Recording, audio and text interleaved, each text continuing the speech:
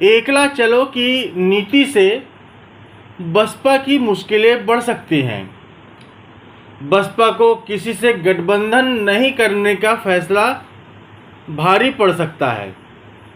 Party 2012 के बाद से अब तक 3 चुनावों में अकेले शिकस्त खा चुकी है। नमस्कार, मैं सचिन खुदशाह।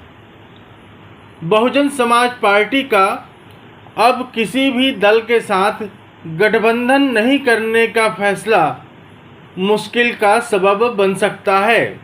हरियाणा चुनाव में करारी शिकस्त मिलने के बाद बसपा सुप्रीमो मायावती के इस फैसले ने सियासी जानकारों को भी हैरत में डाल दिया है। दरअसल बीते 12 वर्षों में बसपा ने 5 चुनाव बिना किसी दल के साथ गठबंधन किए लड़े हैं, जिनमें उसे बुरी तरह से पराजित होना पड़ा है।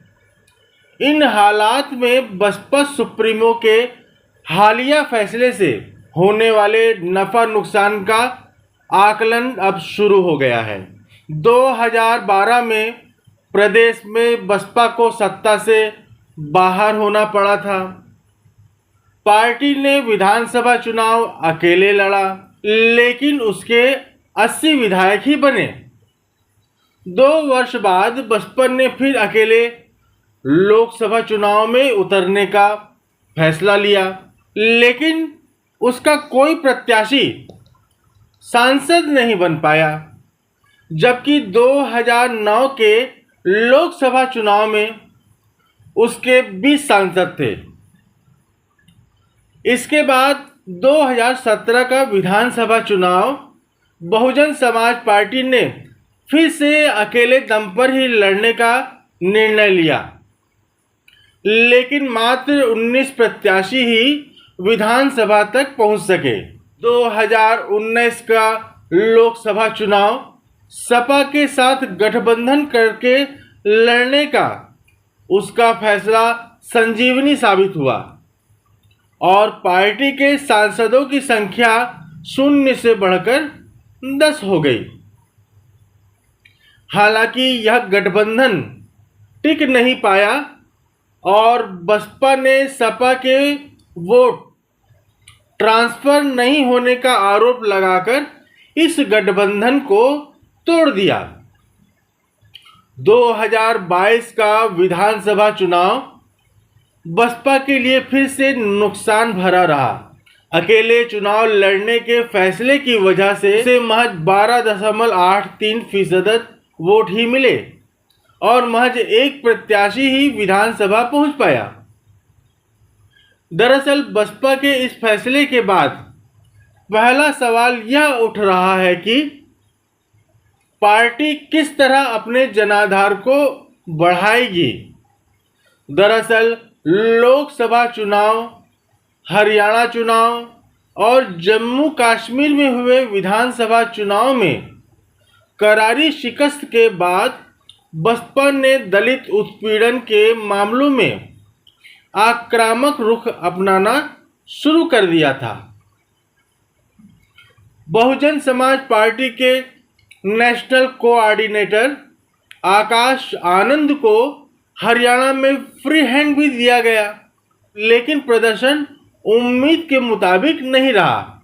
1984 में कांशीराम द्वारा स्थापित बहुजन समाज पार्टी ने 2007 के यूपी विधानसभा चुनाव में अपने दम पर बहुमत हासिल करके भारत की सियासत में तहलका मचा दिया था। दलित ब्राह्मण गठजोड़ के जरिए बहुजन समाज पार्टी ने 30.43% वोट शेयर के साथ उत्तर प्रदेश में 206 सीटें हासिल की थी। इसी प्रदर्शन के दम पर बसपा ने अपनी राजनीतिक ताकत का शबाब भी देखा था। यूपी के साथ बसपा का पंजाब, हरियाणा और मध्य प्रदेश, छत्तीसगढ़ जैसे राज्यों में बड़ा जनाधार रहा है। 2009 के चुनाव में बसपा ने 6.17 प्रतिशत वोट के साथ 21 संसदीय सीटों पर जीत हासिल की थी। लेकिन उसके बाद पार्टी का प्रदर्शन लगातार गिरता चला गया है। 2012 के यूपी विधानसभा चुनाव में बसपा को करारी हार का सामना करना पड़ा है। लेकिन यूपी में मिली इसी हार के बाद बसपा फिर से खड़ी नहीं हो पाई।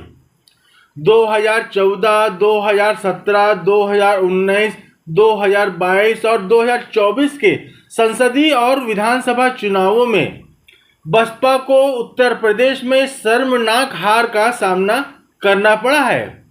यूपी से बसपा का कोई सांसद नहीं है, विधानसभा में एक ही विधायक है।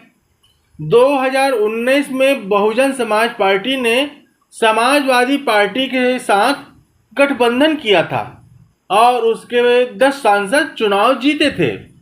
लेकिन सपा के साथ गठबंधन टूटने के बाद बसपा का प्रदर्शन लगातार गिरता गया है। बसपा के आधार वोट में बिखराव ने दूसरी पार्टियों को मौका दे दिया है।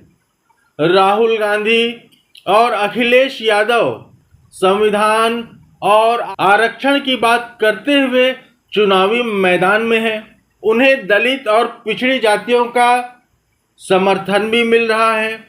दलितों के साथ अति पिछड़ी जातियों का राजनीतिक नेतृत्व बट गया है। इन बटे हुए वोट बैंक के बीच बहुजन समाज पार्टी का प्रदर्शन सुधर नहीं रहा है। पार्टी ने दलित मुस्लिम फार्मूले का भी दांव चला, लेकिन 2022-2024 के चुनावों में यह फार्मूला भी कामयाब नहीं हो पाया। पिछले 12 सालों में एक के बाद एक चुनाव हारती बहुजन समाज पार्टी के लिए आगे का रास्ता बहुत मुश्किल नजर आता है।